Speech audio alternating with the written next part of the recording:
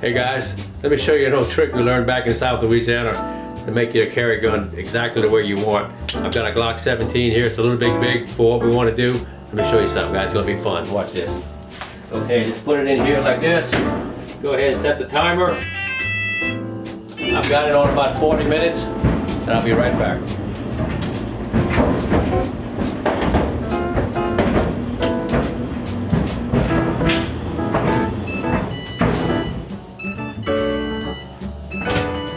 Ooh, I'm so excited. Let's see what we got. Oh, what I tell you guys, timing is everything. Perfect size. Turn it into a 380. Too much, and it'll make it a 22. So timing is everything. We got our perfect 380. Let's go to the range. My name is Jerry Miculek. Guns are what I do. When I was a kid, if somebody would have said, "Hey Jerry, I'm going to pay you to shoot, and you can do it all day long, every day," I would have said, "Oh, come on, you're lying to me." It sure beats working for a living. I used to work for a living.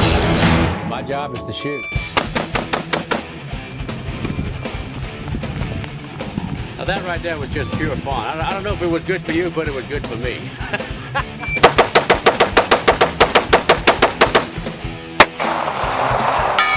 Hey! Bonsai! 200 yards!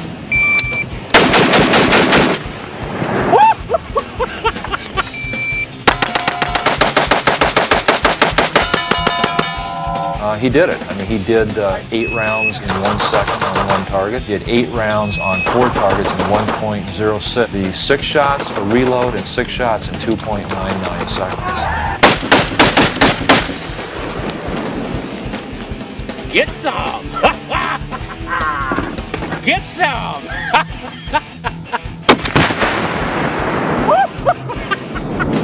A lot of people ask me, well, how do I get to the next level? Well, you get to the next level by being the first one on the range and the last one to leave.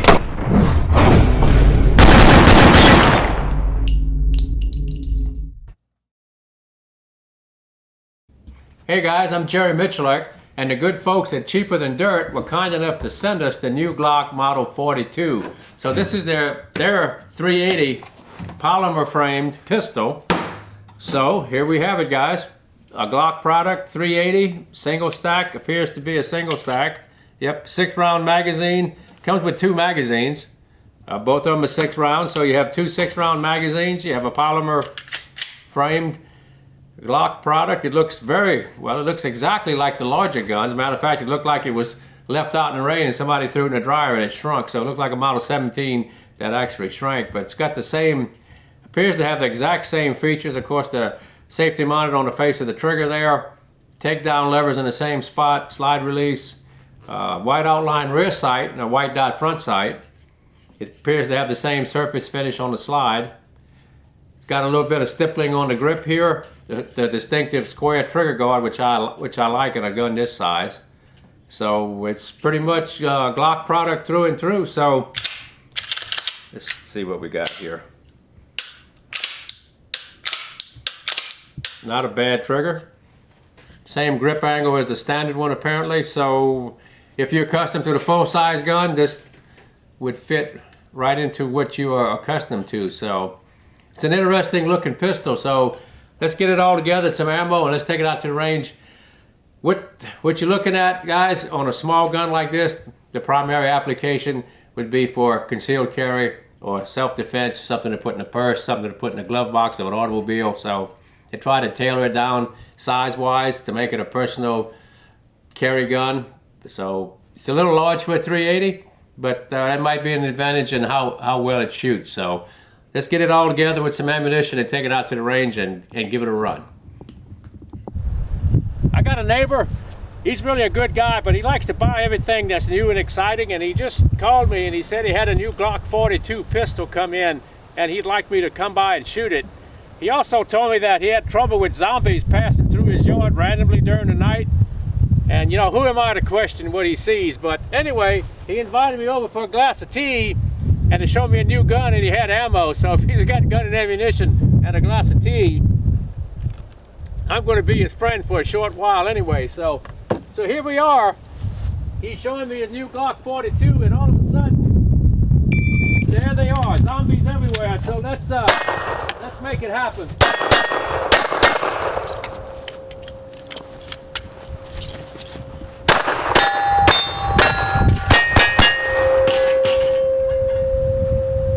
All right, it looks like Glock might have saved the day here. Glock 42, first time I've ever fired it. So we took it out in IDPA fashion and gave it a run, and let's see what the targets look like.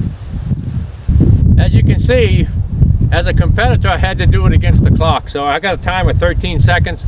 We shot 12 shots on 1, 2, 3, 4, 5, 6, 7 different targets and a reload. Reaction time right at 13 seconds. The first time I actually fired that pistol.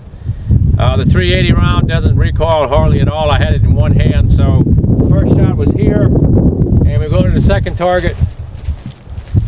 We've got 2 in the center here, pretty good hits. And the third target actually almost have a double here. So it's pretty easy to do that. I think I even shot this with one hand if I'm not mistaken. And then we did a reload coming down the hallway. And I shot the targets here, the poppers. And you can see by the targets, everything's on the left edge. So for me, for some reason, I'm really pushing that thing to the left. I don't know if it's the way I'm holding it or the way I'm seeing the sights, but everything is on the left edge. It was consistent, but it was consistently left. So, not having shot that handgun before, that's where it lives for me. And also the last target was on the left, so there you have it, guys. First couple of mags out of the gun. I hadn't fired it before. Not really a bad performance. One thing I did notice, not much recoil in that big gun. It's a relatively big gun for a 380, so it was all triggered, and apparently I'm not triggering too good. I'm not seeing too good. So anyway, there it is. Glock 42. There they are, zombies everywhere. So let's make it happen.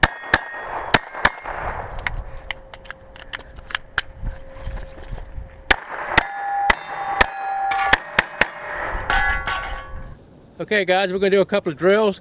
We're gonna do a 6 shots on one target, 380. We got 380 ball ammo.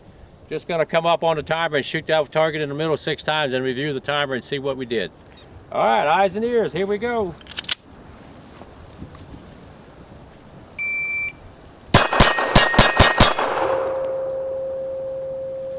A little bit on the left, I kind of started on the trigger. Might have been the Band-Aid factor, I don't know. Let's take a look at what we did there.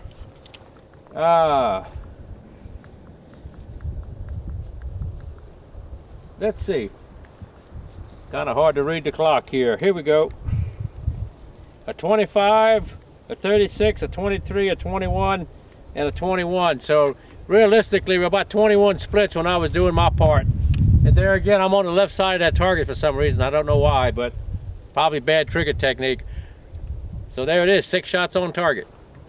We're gonna go ahead and run those 6 shots on one target again. I was a little bit rough on the trigger. I'm gonna try to dress it up a little bit, hold the gun a little bit different. Like I'm saying, this is the first time I've actually taken this gun out on the range, so it's kind of new to me also. All right, let's go 6 rounds on that target again.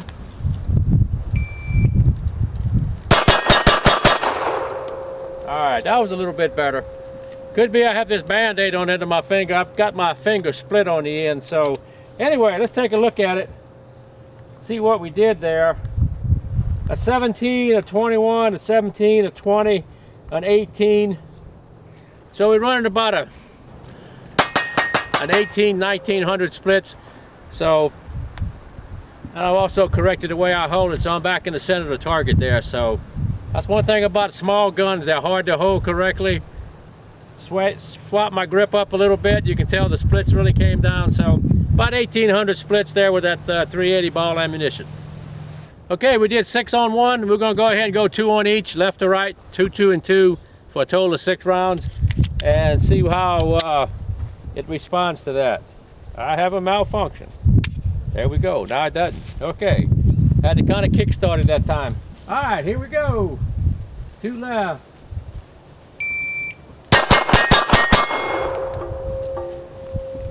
All right, total time was a 194.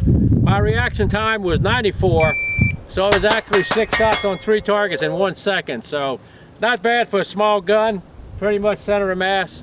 So doesn't recoil much, 380, so it's good to go. One thing good about being a competitive shooter, I get to cross train on a lot of equipment. You noticed earlier I was on the left side of targets a lot, so I just changed my technique just a little bit, and now I'm pretty much spot on in the middle. So you want to be flexible in your training, try to shoot everybody's guns. I'm sponsored by Smith & Wesson, of course, and this is a Glock, but I cross train with everything, SIGs, Glocks, it doesn't matter. I'm out on the range shooting them, so it makes you a better competitor. So that's just something you want to keep in mind. If you want to progress as a competitive shooter, don't hesitate to get out on the range and get any gun you can possibly find and shoot it. On that first series that I did, when I did the reload and finished up on the last target, the slide didn't lock to the back. I think I had my big thumb up on the side of the slide here. There's so much of me and it's such a small gun, I think I was actually stopping the slide stop from activating, which is acceptable because you know, this is a concealment gun and I have big hands, so I was lacking technique there and induced a malfunction. Now when I just dropped the slide here a minute ago to chamber that round, I had to bump it in, and I'm looking here and I see that the striker spring, I can push the striker forward and it's coming out of the breech face. So apparently I might have induced a breakage here, but the firing pin is actually coming through the frame. So maybe it was something I did, I'm not sure. I'm not familiar with this platform enough, but I don't know what's going on. We have to go maybe take it back to the shop right quick and disassemble it and see what I've done to it. So that's where we are right now. We're going to go ahead and shoot this Glock. I've got 4 different kinds of ammunition here. We're going to shoot it on a chronograph. I'm going to shoot one hand unsupported just to see if my limp wrist is going to affect the function of the gun. So I've got 6 rounds of MagTech 95 ball, and we're going to step to the chrono here and shoot it one hand just to check for function and velocity. All right, that was 6. Let's step down to the chrono and see what it says. The high was 897 feet a second, and the low was 844, and the average was 872 feet a second with a 95 ball. So we're going to clear that out. The next load we're going to test, I've got some more MagTech ammunition. This is a 95 grain hollow point. One thing you want to realize, guys, on these small handguns like this, ammunition is the heart and soul of how this gun functions. So if you go out and you shoot a lot of ball ammo and it runs good, just stick with ball ammo. If you're going to try to buy some really trick high velocity super duper bullet and you're not willing to shoot 100 or 200 rounds with it, it's not worth it, guys.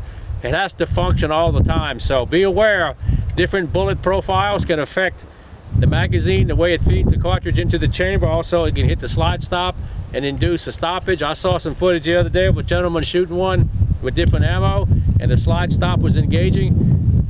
Usually that's a bullet profile causing that problem, so be aware that when you swap anything, if you don't go out and certify it to be 100%, don't trust yourself to it.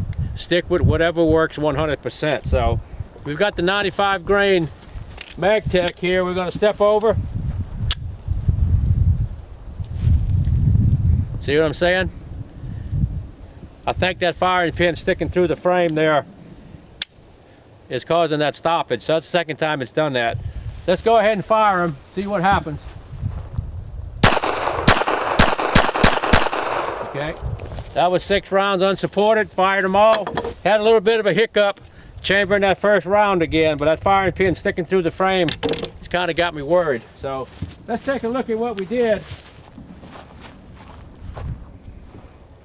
All right, high velocity was 885 feet a second. The low velocity was 833, and the average was 855 with those MagTech 95 grain bullets. So let's go ahead and wipe all this data out, and we'll get up on the next test ammunition. Okay, the next ammunition we're going to try is some Winchester PDX-1 Defender. It's a bonded core, jacketed hollow point. It's got a pretty aggressive hollow point. And you can see the difference in the profiles and the shape of these projectiles. So when you change something this drastic, you want to really be sure to get out and do a lot of testing with this. I don't care whose handgun it is, because you're really changing a whole lot of variables here. So let's go ahead and try these Defenders out. And these are also a 95 grain hollow point.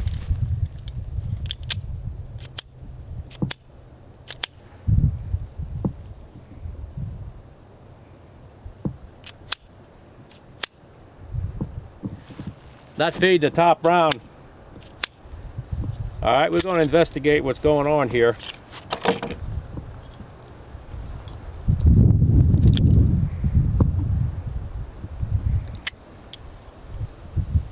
Yeah, I've already set that bullet back in the case about 40 thousandths of an inch by trying to pop it into the chamber.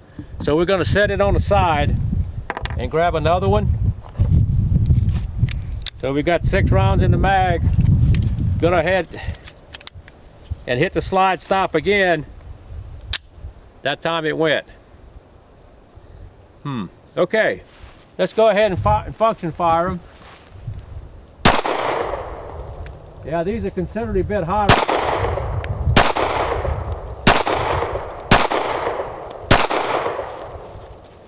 This is a little bit more powerful ammunition. You can tell by the report and also the recoil. Let's go down range and see what we did.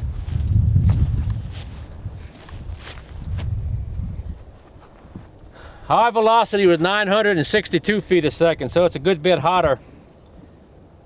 The low velocity was at 903, and the average was 938 feet a second. So we've got a little bit more thump right there. We had a malfunction trying to get out of the magazine.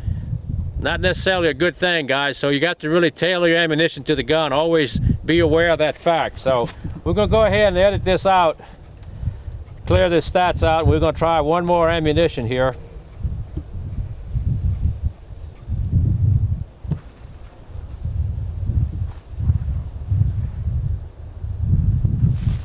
All right, we've got one other ammunition to try, and this is some old Cellar and Bellet 9mm. I don't know how old this is.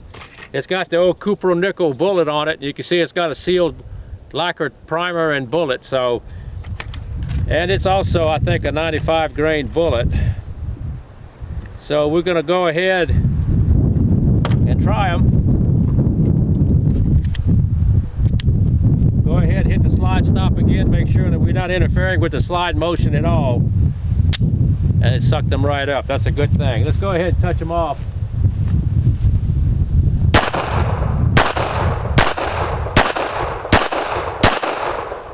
So that was 6 rounds of the Cellar and Bellet ammo.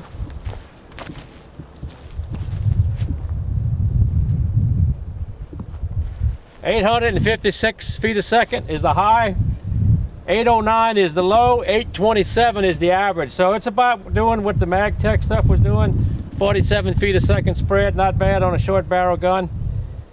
Not bad. Let's go ahead and get this out of here.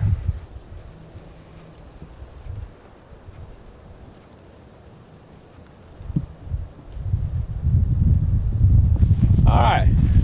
Now we're going to go to my personal favorite, what I consider adequate for what I want out of a handgun. Of course, it's a .357 Magnum. It's a Smith & Wesson M&P 340 PD.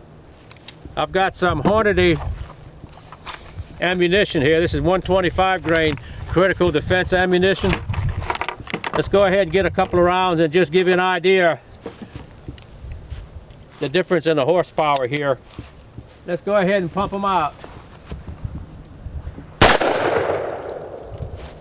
Yeah, boy.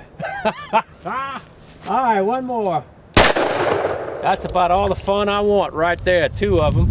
Let's take a look at the old trusty chronograph. These are 125s.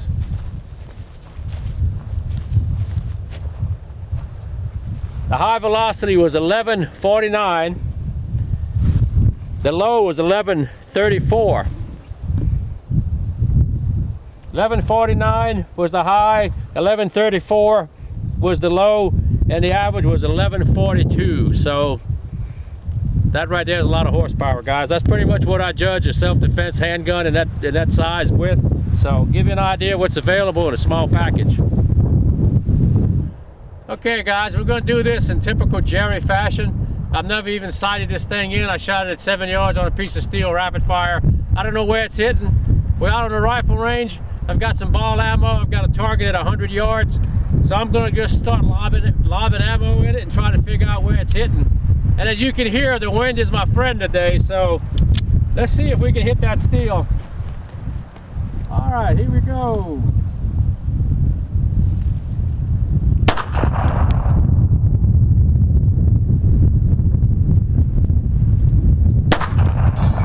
There's one. A little low.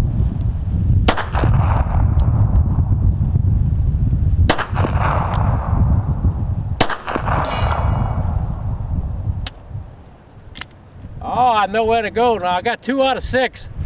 I had to come up over center about 4 feet and a little bit left, so half a sight blade. I think I could do a little better. Let's put another mag in it. We're gonna put some hollow points in it and give it a run. We're still a little over 100 yards here.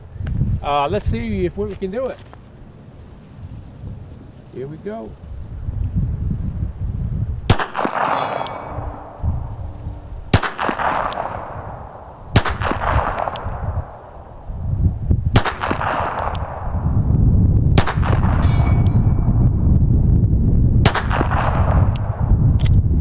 Well, didn't lock back. I got 2 out of 6.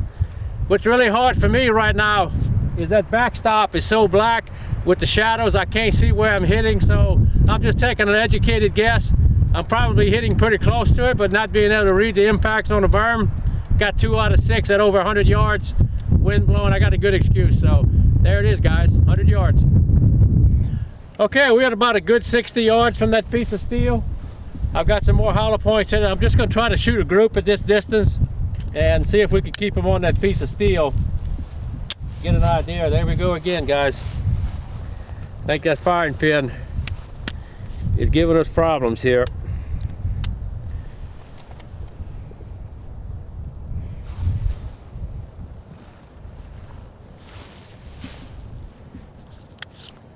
All right, let's try that one more time.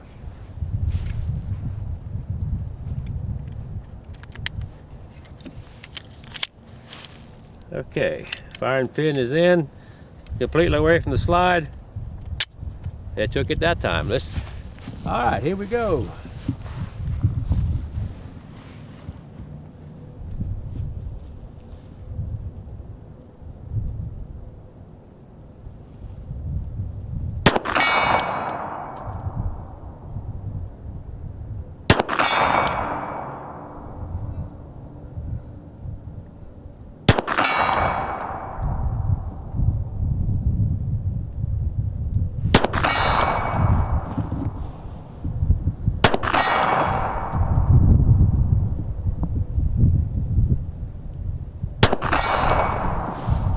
Slide didn't lock back again.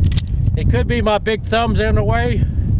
We got 6 on it to 60 yards. So one of my first impressions of shooting this Model 42 when we were out on the range was how easy it was to shoot. That 380 caliber and this rather large package was easy to control right off the bat. I did a couple of drills with it where I did some loading and shooting multiple targets.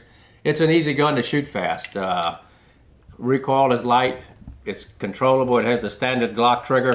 We're gonna go ahead and do a trigger gauge test here. I'm empty. So let's get the trigger out and just see trigger pull gauge and actually see what this thing is as a trigger. One of the things that's hard about a polymer gun is getting the trigger set. All right, here we go.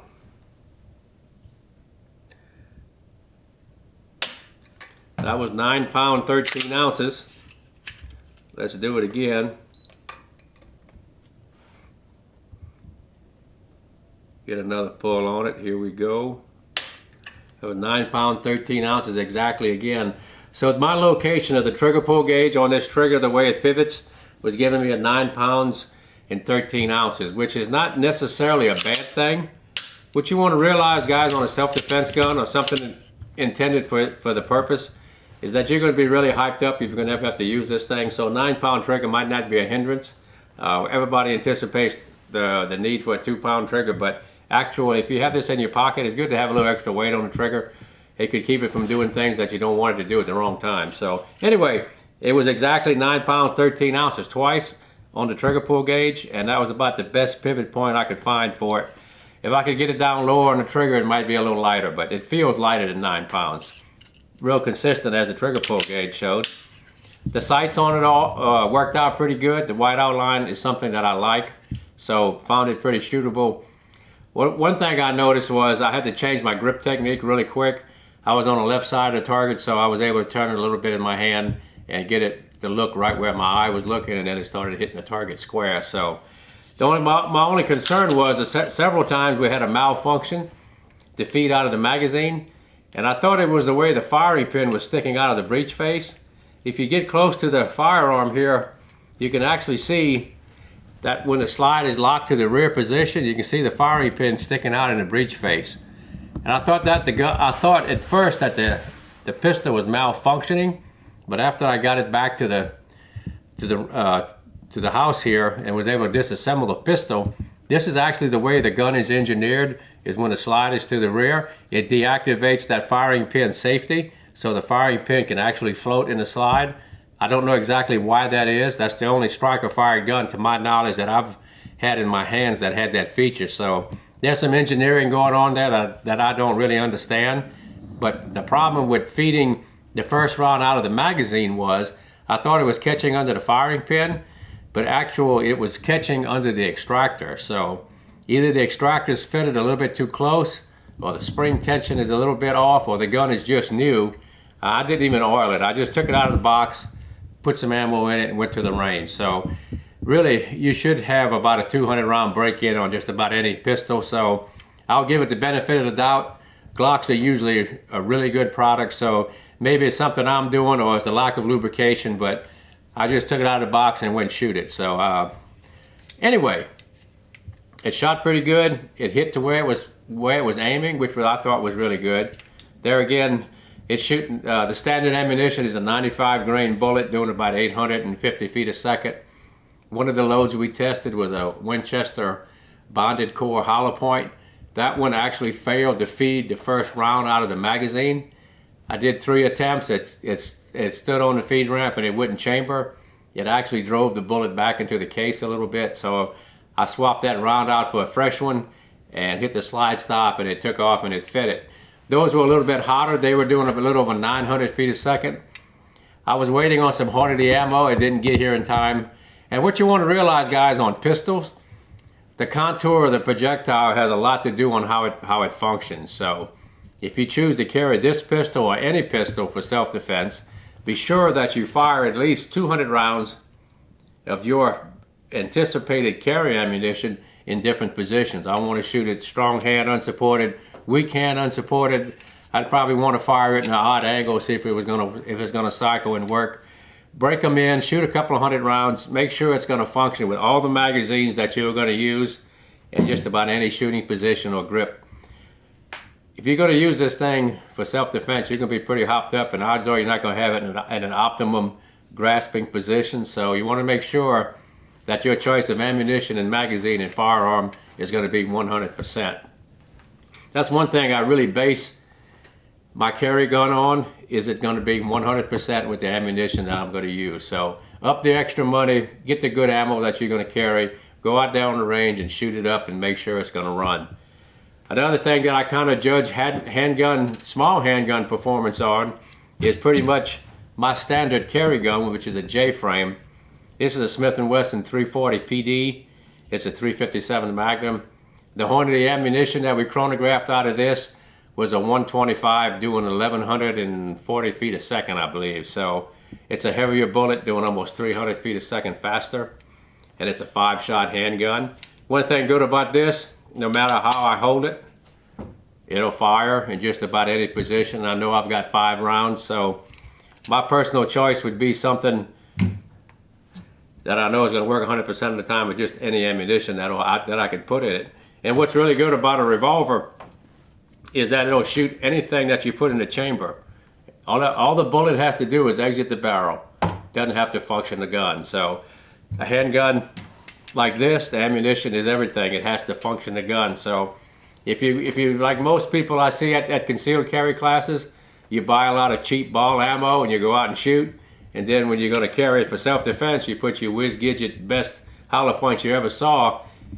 And they probably cost about $2 a round. And if you're like me, you're kind of cheap and you don't want to shoot them. So there you set yourself up for a fall. So be to the point where you want to practice with what you carry and carry what you practice with. If it runs with ball ammo 100%, that's more important than anything else, is the 100% reliability factor. Doesn't matter what handgun, it has to go bang to be good. Hey guys, I've got kind of a 380 festival going here. I've took out just about all the small handguns that I own in different calibers relative to concealed carry or personal carry. So we're going to kind of go through them and give you a mix of what's available in 380 and what's the differences. So we'll start with the Glock 42, of course. We've got an empty gun, got an empty magazine. We'll just throw it on the old trusty scale here, and it weighs 13.8 ounces empty. So not a bad deal. Kind of give you a rough idea of some dimensions on the slide, how wide it is. The slide itself is 840 thousandths wide, and the whole package from stem to stern with the standard magazine in it would be, let's see, right at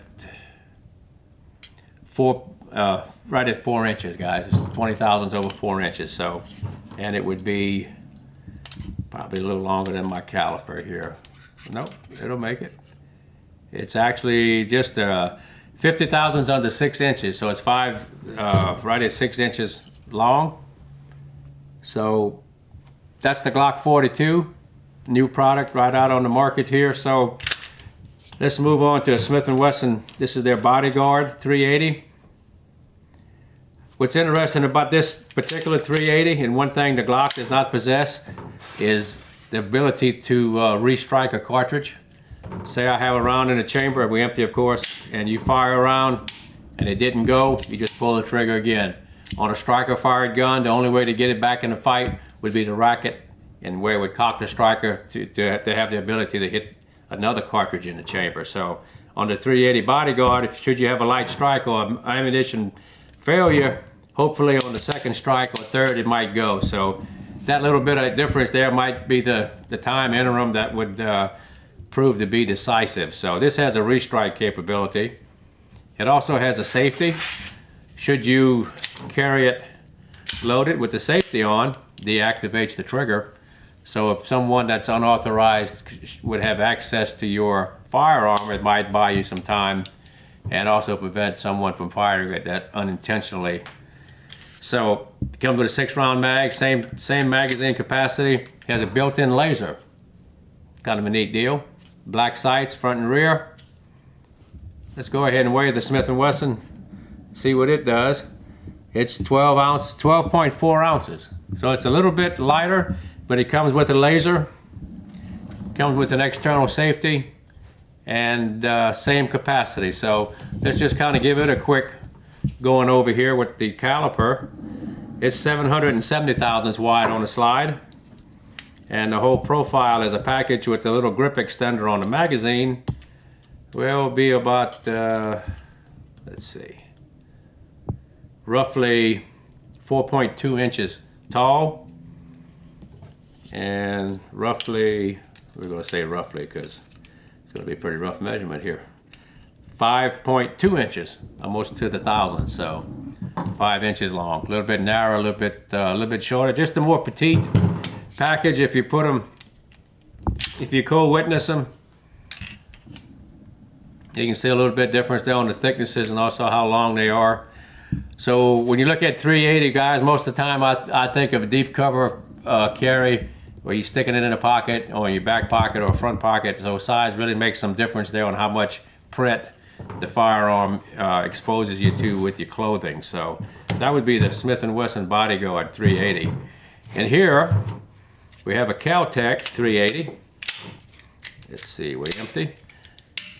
It does not have a restrike feature, so should you have a malfunction, you'd have to rack the slide there again to get it going. It's a little bit smaller package. It has a polymer frame also. it weighs in at 8.9 ounces. So this is a really lightweight gun.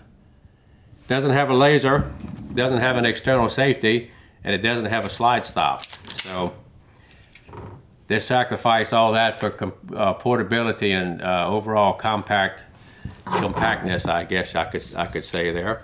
Let's give it a little going over with the dial caliper here on the slide. The slide on this one is 755 thousandths wide in the wide spot, and it's also going to be, let's see how long it is. It's going to be 3.6 inches tall, and it's going to be, just about, again, right at 5.16. So it'd be 5.160 thousandths long. So very compact for its size, very lightweight. So sacrifice a few features for overall compactness. So you can get an idea what that looks like compared to the 42. And if you lay them over like this, you can see the difference in the height and the size there. Get a general observation of what's going on there. So we'll have the Glock and the Smith & Wesson Bodyguard, and then the Caltech is even smaller. So it's kind of a comparison there, kind of a crude comparison. But you see, Caltech obviously is the smaller package, sacrifices some of the features. Going down the line, we've got a Ruger. This is the LCP. It's very close to the Caltech. It does have a slide stop. It doesn't function on the magazine though. You have to manually work it. It's a polymer framed also. It's a 6 rounds, 7-shot capacity. We'll just drop it on a scale right quick, and it weighs 9.6 ounces. So it's very comparable to the Caltech, which weighs 8.9 ounces. So it's a little bit heavier.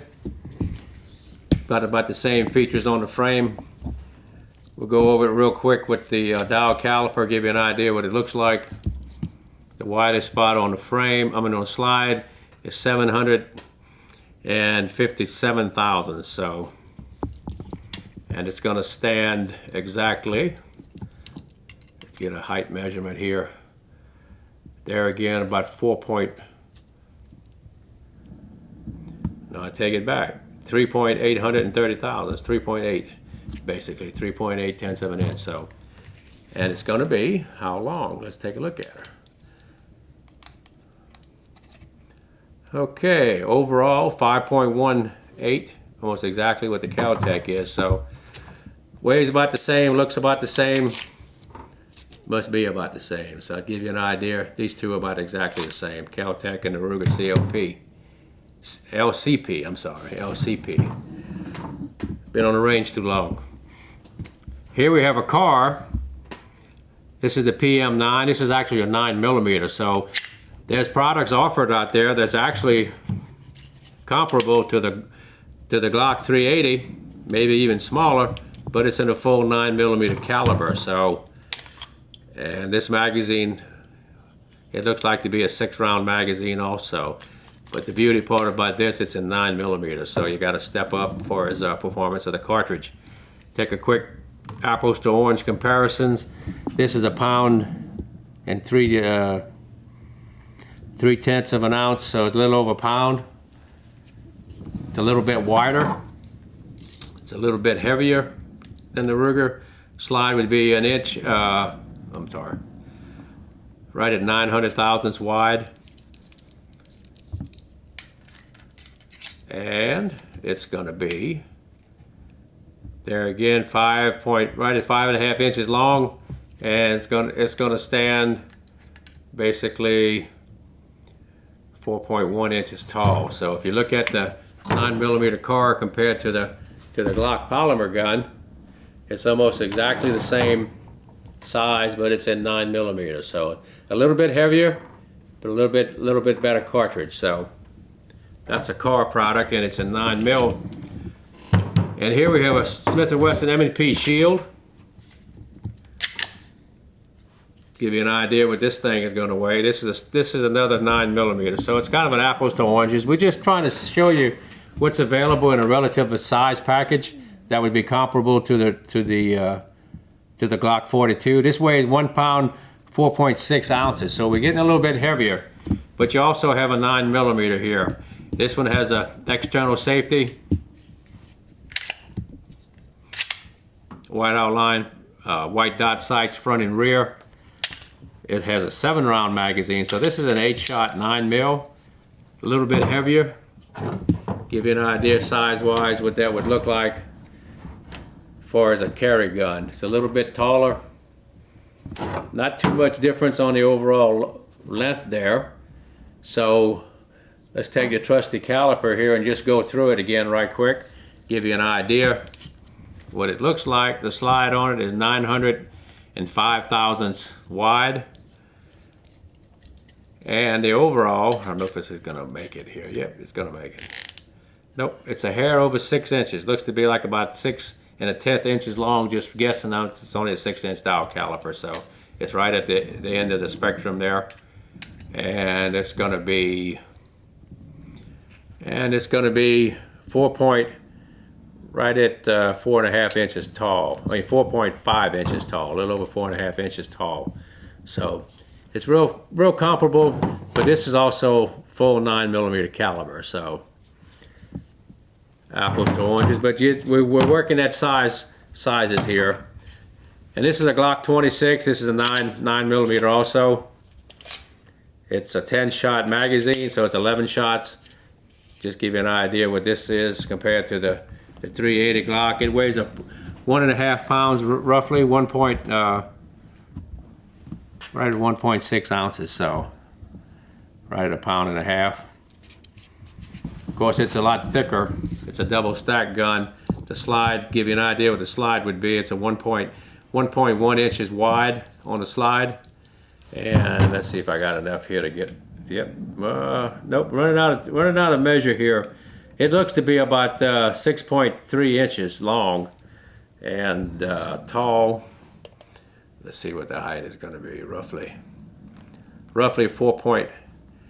4.1 inches tall. But if you look at it to the 380, overall height-wise, it's the same. And you're looking at it in profile, it's not much difference from the double stack 9. Give you some idea what the size reference would be. Very similar. It's surprisingly large for a 380. Makes it very shootable though. That's something else that you might want to consider. Someone who doesn't shoot a lot of handguns, sometimes a bigger gun is what you're looking for. It's an individual preference how much you want to sacrifice for its portability, for shootability. So everybody wants a gun this long to shoot 300 yards. It just doesn't happen. So you get to a point of no return where the gun will function, but it's really hard to shoot. So you have to make your mind up on what you're looking for in a handgun. And this is an interesting handgun. It's a H&K P7K3. It's a 380 squeeze cocker. Pretty unique in the aspect that you grab the front of the grip here, and when you compress it, you actually cock it, and it fires as a single action handgun. This is a see, I remember how to get the mag out this thing. It's been so long since okay, there it is. Matter of fact, it's an ambidextrous mag release, one on each side. It's been a long time since I've handled this gun. I actually wanted to match years ago and never fired it. I don't know what the magazine capacity is, but it looks to be about 8 rounds. So it's a blowback operated gun, matter of fact.